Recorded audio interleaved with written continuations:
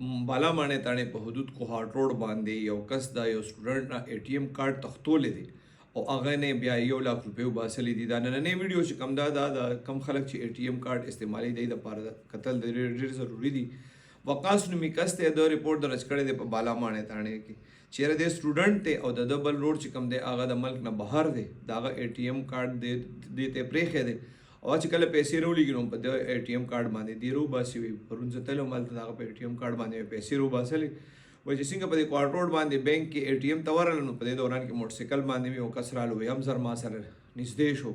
وایي کله چې ما اے ټي ایم کارت انټر کو او د هغه پاسورډ مې ووهلو نو وایي دې کس راته وکتل، بس وایي ده زر کینسل بټن وواله. څنګه کینسل بټن یې وواله اے ټي ایم کارت ووتو، ده وتښتولو.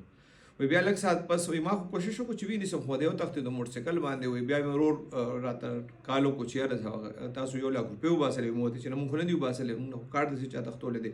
دا کوم کس چې کارت تښتولی و د چې کله سره د سټوډنټ د اے ټي ایم کارت انټر کړی دی او پاسورډ یې والی دی نو هغه لیدلی دی. هغه بیا بل اے ټي ایم کې دغه کارت باندې پیسې وباسلې دي.